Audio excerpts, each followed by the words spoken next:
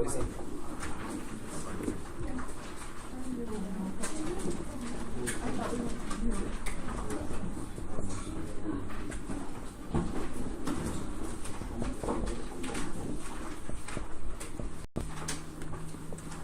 So if you guys remember back from like elementary school, there's a couple different types of trapezoids. Probably the most common one that I see, this is not a perfect picture. This is an isosceles trapezoid. This is not the trapezoid we are working with today, but this is probably the most common one that students remember. All right. The trapezoid that we're going to work with today is going to be one that has kind of a square on the side, because when we flip this over, instead of using rectangles, we're going to kind of flip this and we're going to use a trapezoid that goes like that. So it's going to go along the x-axis on the bottom, but this side is going to allow us to follow curves a lot more accurately. Okay? So when we use the trapezoids today, we're going to call, this is the height of our trapezoid for this picture, but we're going to call it the width when we flip them on their side and use them to find the area underneath the curve. This is called base 1, this is called base 2. So trapezoids are known to have two different bases. The area of a trapezoid is 1/2 times the height times base 1 plus base 2. So that's how you find the area of a trapezoid. Okay?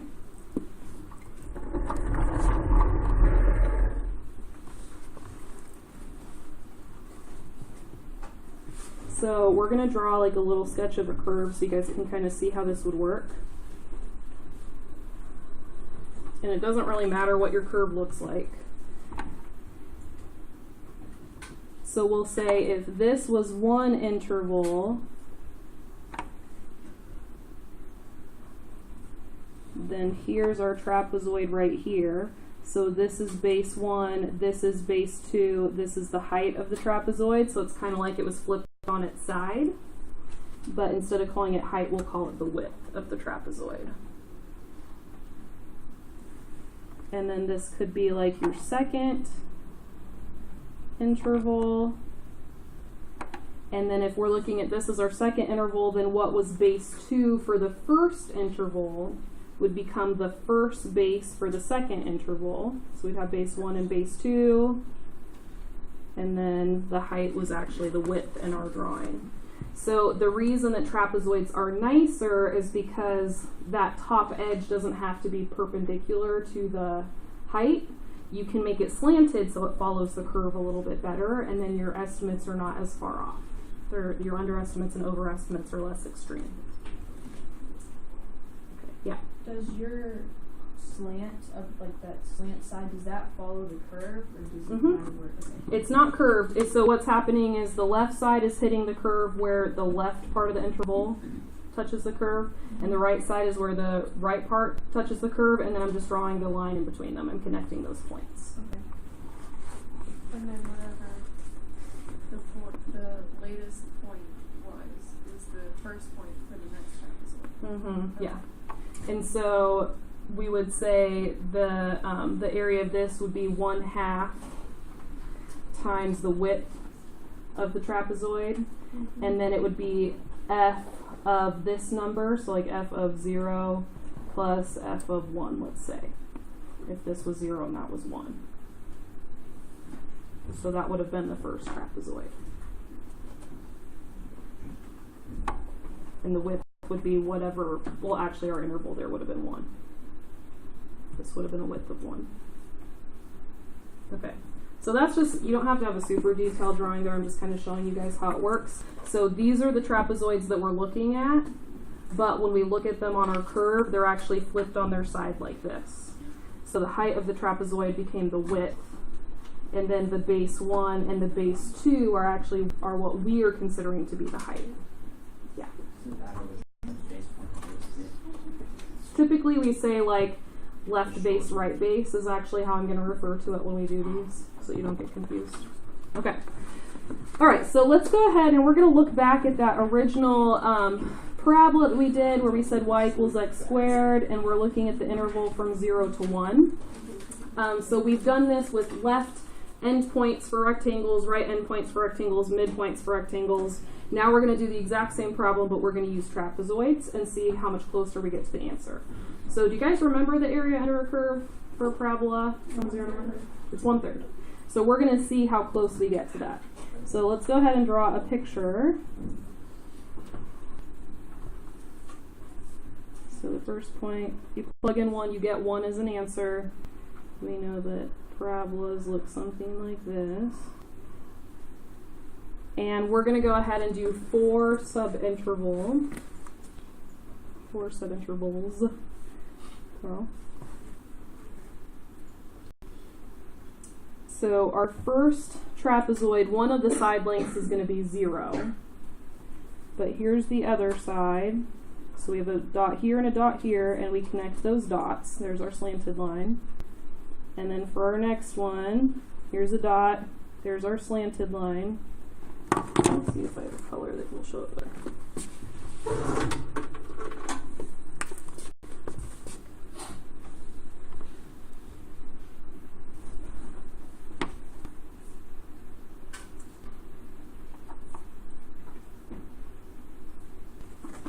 So if you guys can see, it's almost like my drawing is like pixelated, like I did it on a computer and I like super zoomed in.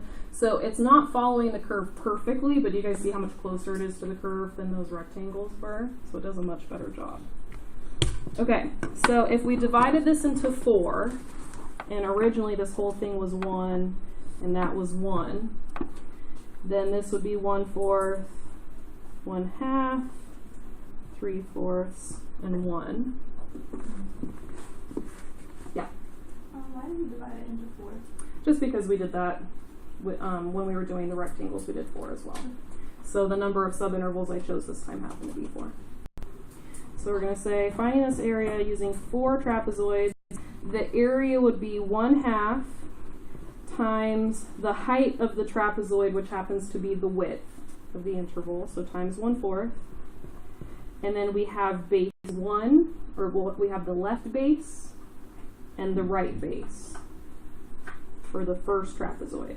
So the left base, the length of the left base we get by plugging in 0 to the function. The length of the right base we get by plugging 1/4 into the function. So that is our first trapezoid.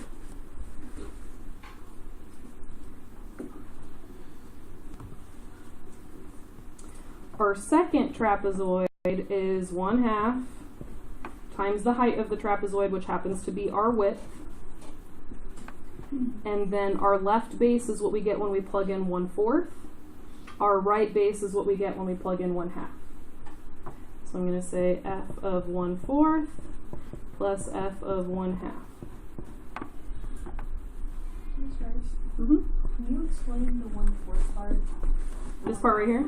Yeah. How do you So remember that the height of our trapezoid, if we look at it like this, because this is what we're looking at on the curve, Okay. the height of the trapezoid is however wide the subinterval is, and all of our subintervals were 1/4. Okay. All right, so that is our second trapezoid. Our third trapezoid is going to be 1/2. 1/4 is the width of the interval, which is the height of the trapezoid. And then base 1 is f of 1/2. Base 2 is f of 3/4.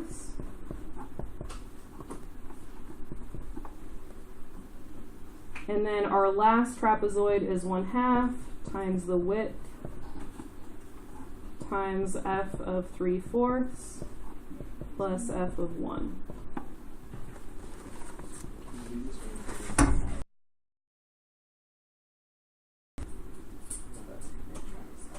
So we've written it all out so you can see all the pieces, but it's just like the rectangles where there is some stuff that's like a GCF that you can pull out to make it easier. And then it's a little different than what the rectangles have. There's actually another way you can kind of simplify this. So first, we'll go ahead and take out the 1/2 and the 1/4. Mm-hmm.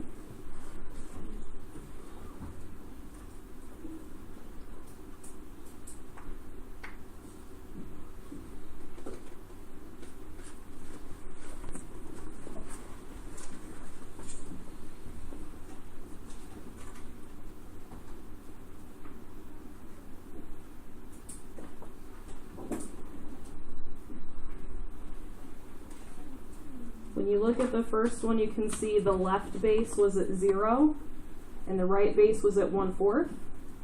When you look at the second trapezoid, you can see the left base was at 1/4 and the right base was at 1/2. So we use the 1/4 twice. You guys notice that? Then with the third one, you have the left base is 1/2, the right base is 3/4. So the 1/2 got used twice. And then for the last one, you have a left base of 3/4 and a right base of 1. So what are the numbers that got used twice? 1/4, 1/2, 3/4. What are the ones that only got used once? The 0 and the 1. So when we're doing trapezoid approximations, any number in the interval that's on the inside is going to get used twice. Any number that's on the outside is going to get used once. Right? And that's because all the inside numbers, they are a right base first, and then they're a left base for the next trapezoid. Okay? So when we shorthand this, we're going to say f of 0 plus 2 times f of 1/4 plus 2 times f of 1/2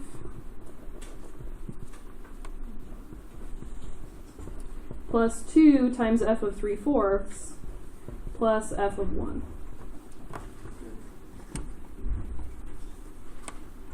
And this is not like rectangles in that we don't have 3 scenarios. We have 1 scenario. This is it.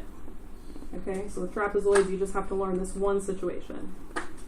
We don't have a limit formula for this. We don't have anything else for this. This is it. Okay, so trapezoids truly are used to approximate answers. They are not used to get exact answers later on. Okay, these are truly just approximating. They are just much better at approximating than the rectangles are. Okay, so we are ready to type that in our calculators. So I'm going to go into my y equals screen. I'm going to hit x squared.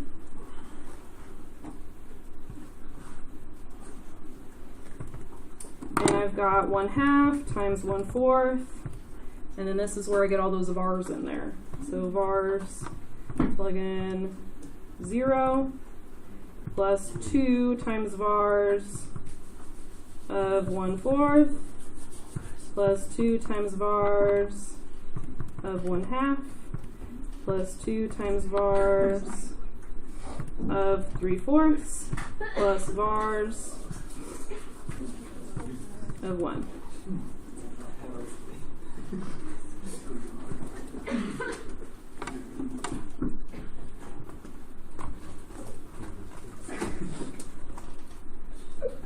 .34375.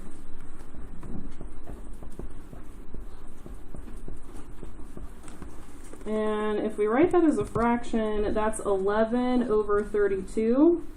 What should the fraction have been if it was perfectly right?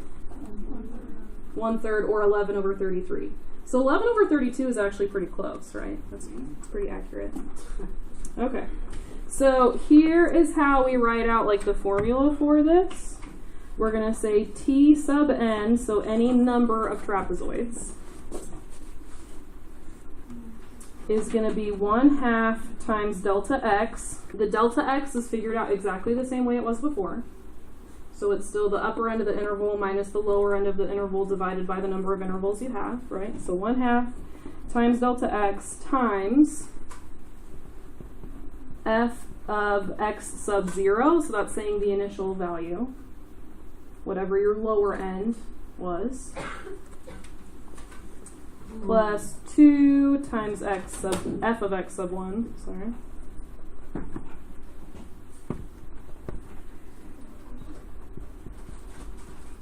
Plus 2 f of x sub 2 plus ...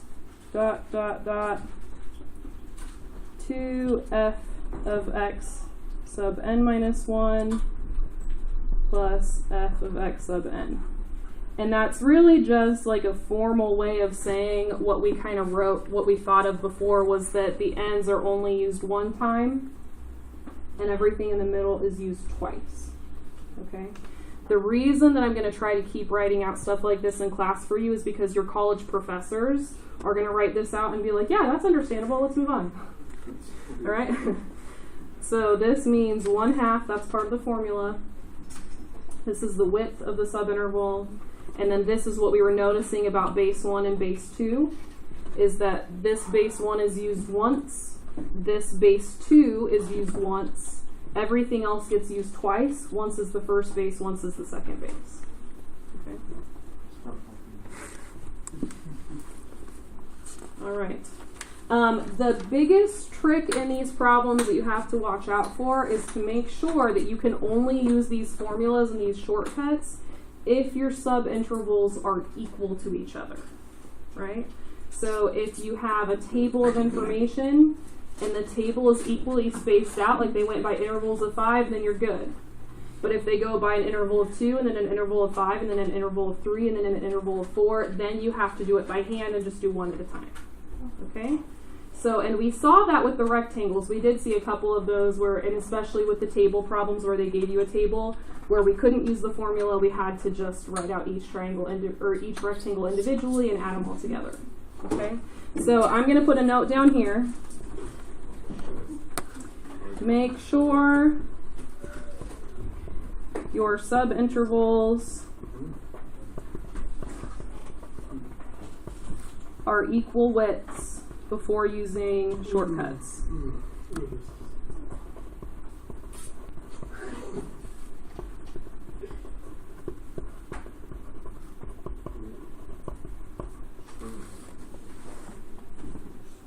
So it is definitely possible for them to give you a trapezoid problem where you are going to have to write down each trapezoid individually.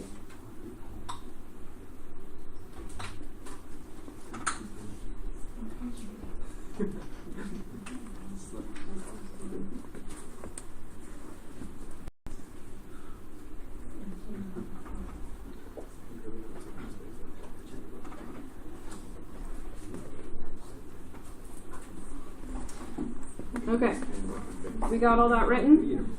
Yeah. I've got 3 example problems for you, and then I'll let you guys practice on your own. So here's example 1.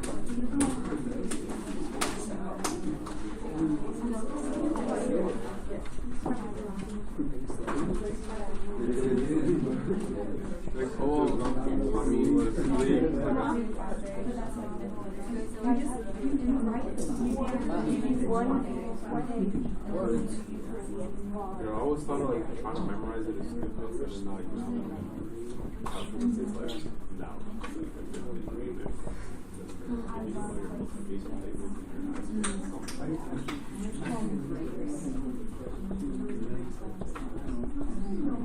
yeah.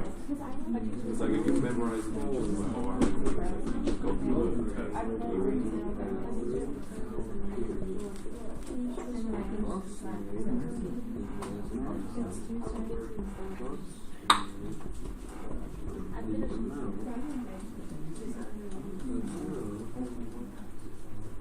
Okay, so we are making a table. It says that snow is falling over a 3-hour period. They want us to approximate the amount of snow that fell using trapezoids.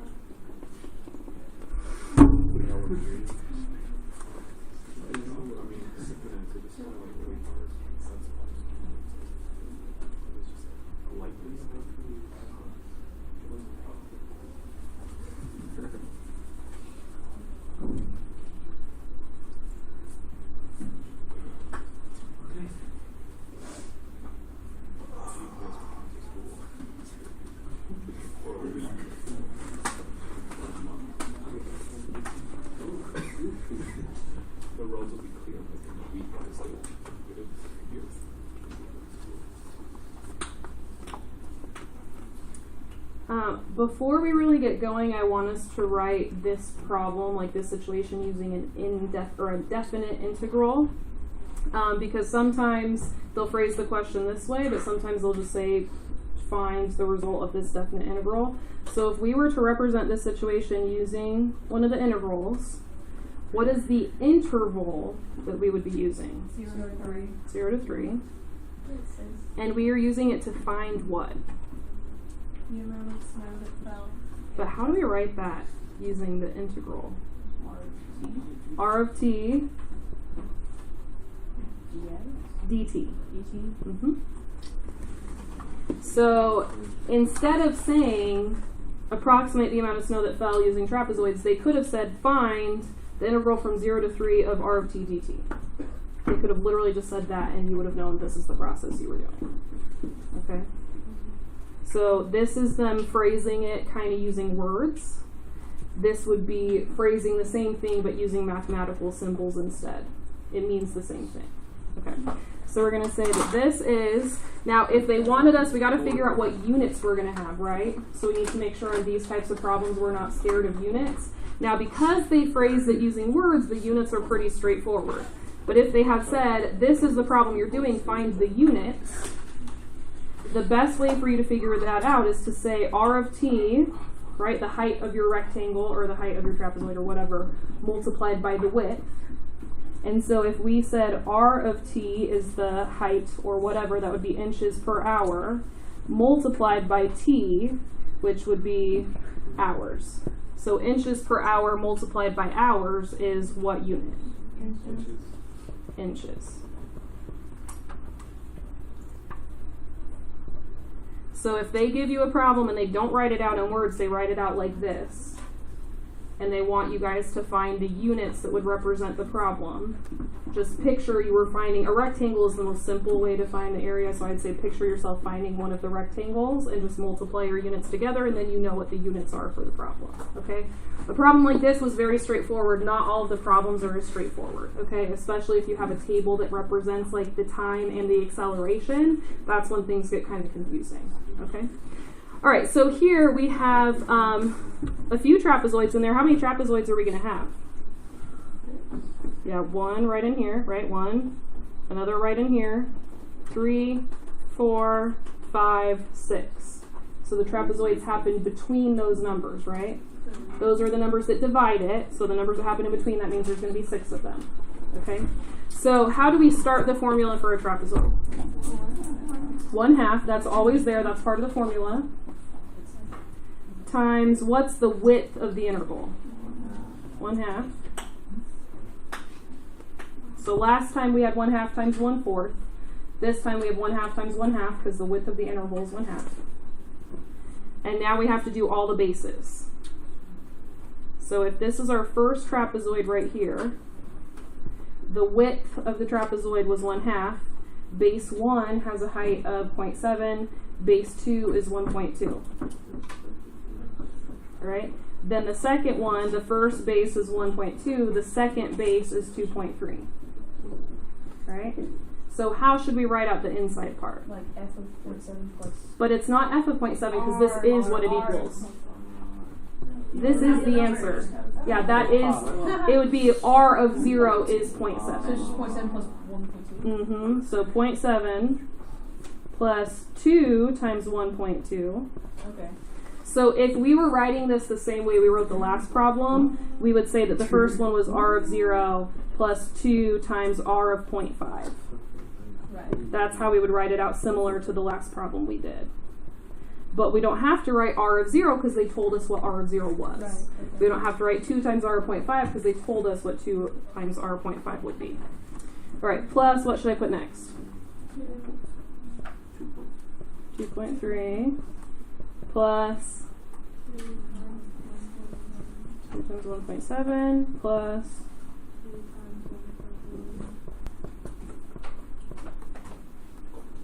2 times 0.5 plus 0.2.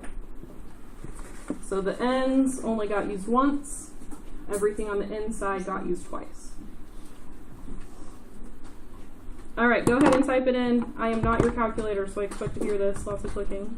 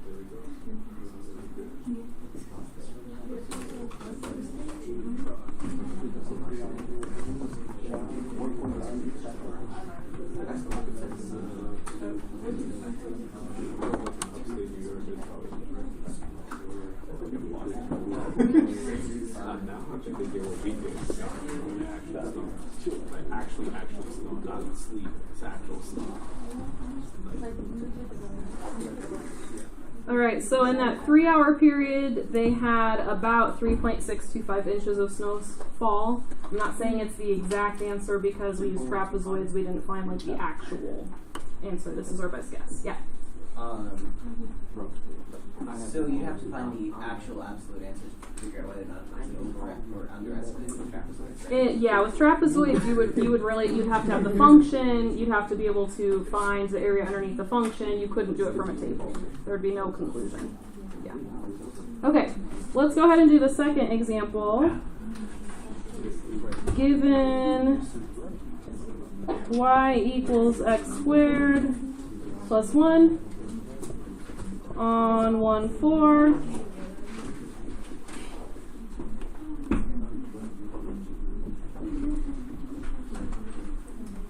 Find the area under the curve using 3 sub. Actually, I'm going to do a different number.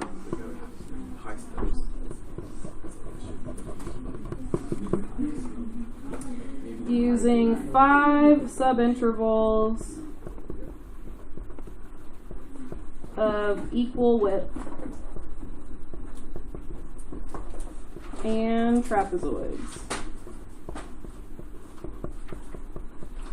So anytime you're working with a problem and they say of equal width, or anytime you're working with a table and you can see that the table is evenly spaced, like in the last problem we could see the table was by 1/2 across the top. Anytime you see that, think, yes, I get to use my shortcuts. All right, so train yourself to enjoy those problems, because anytime they don't have that, that means we do have to do a longer process. Okay, so we should be watching out for those problems that are not as nice. Are you going to show us an example of when that happens? Yep, that's the next one. Okay, so here we're going to go ahead and figure out what our delta x is. We need to see how wide our subinterval is. So our delta x would be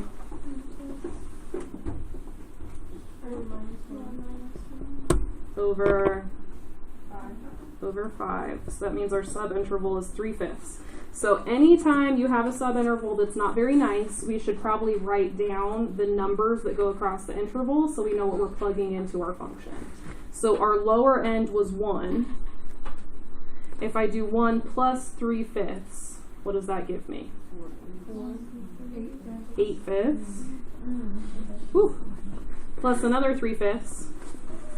11/5. Plus another 3/5. 14/5. Plus another 3/5. 17/5. And then 20/5, which is 4.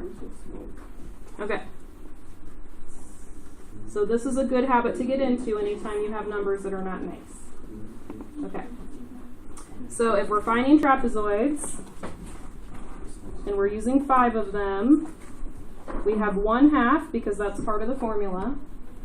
And then what should we put next? 3/5 because that's the width of the interval. And then what do we have? F of 1. No, that's fine. It'll come back. 2 times f of 8/5 plus 2 times f of 11/5 plus 2 times f of 14/5 2 times f of,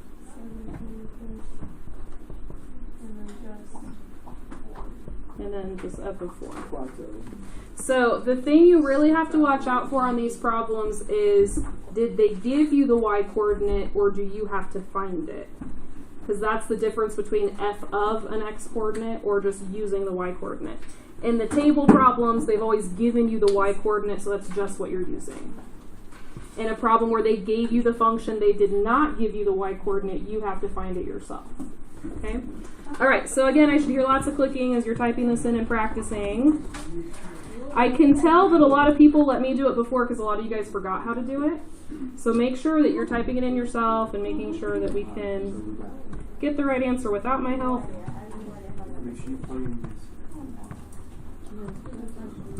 So if we're given the y coordinate, then we don't need to put You don't need to put f of. Okay.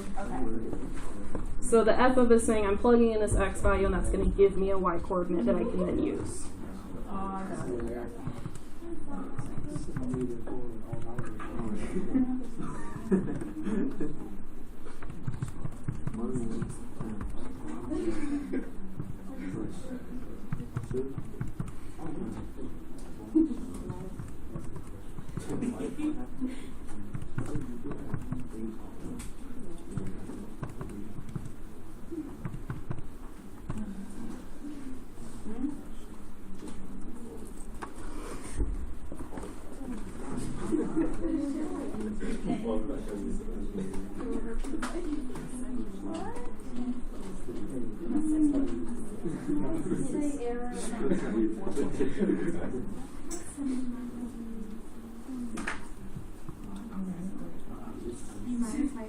Check and see if you have a typo somewhere.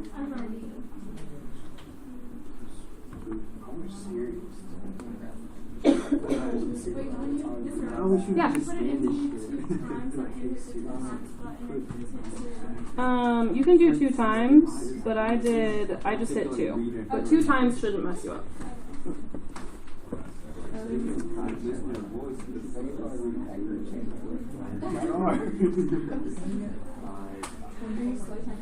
So if you guys end up getting typos on these problems ever, the quickest thing I would check for is to make sure you did your parentheses to say f of this number.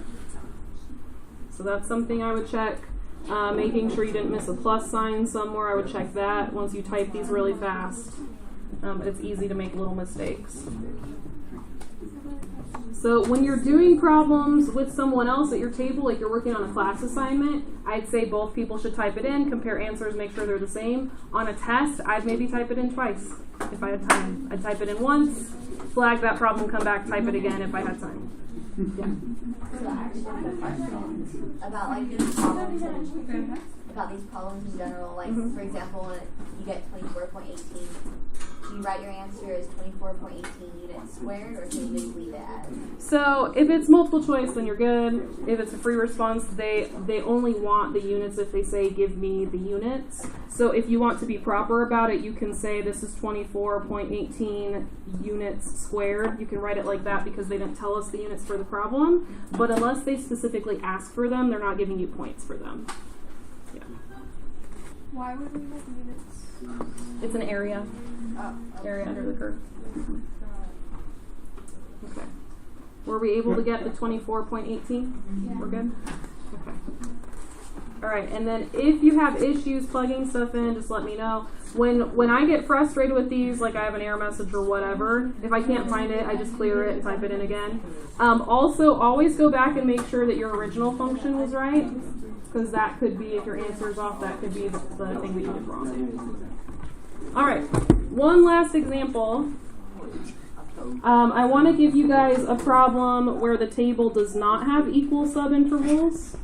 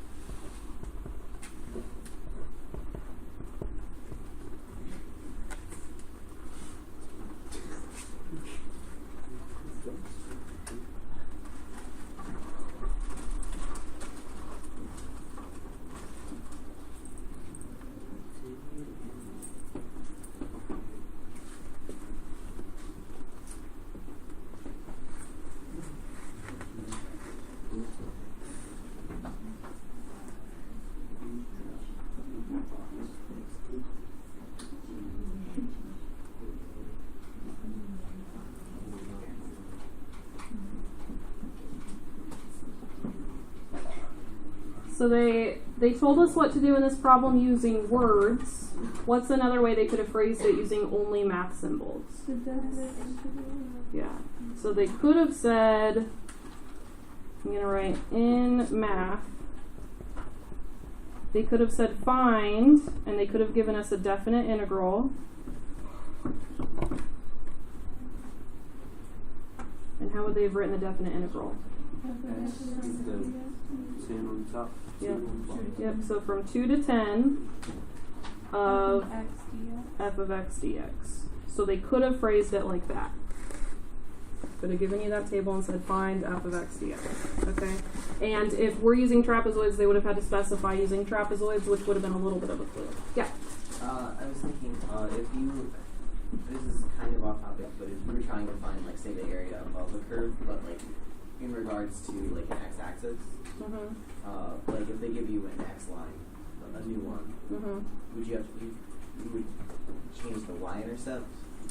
So the reason they don't say above a curve is because it's infinite. Right. What I'm saying is if, like, someone gave you a horizontal line, and they were like, find the area between the horizontal line. Yeah, we do that. We do that later.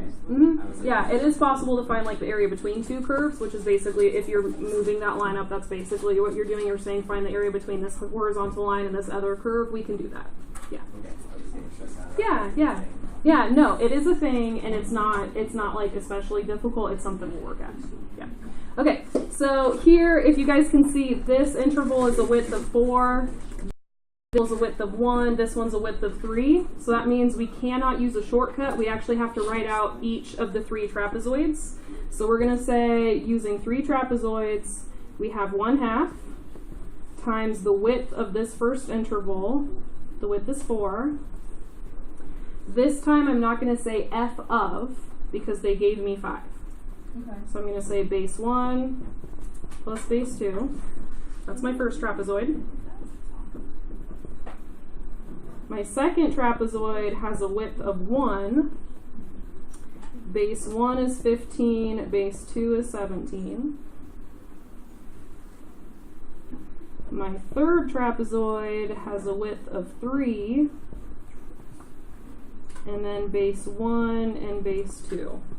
And typically if they're making you do it like this, they're probably not going to give you too many trapezoids.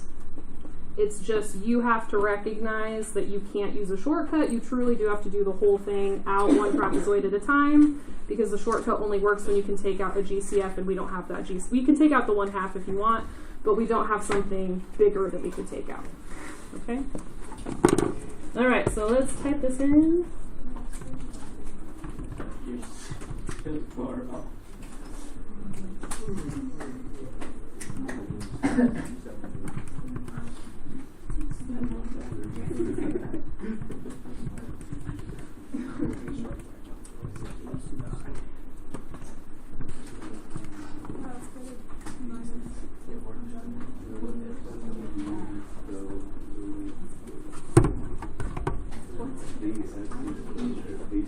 You're always going to do units squared. If it's just talking about graph paper, when we drew something out on graph paper, yeah, then units squared. Which makes sense, because if you think about it, your x across the x-axis, the units would be un. Across the y-axis, the units would be un. And so if you multiply x times y, then you would get units squared.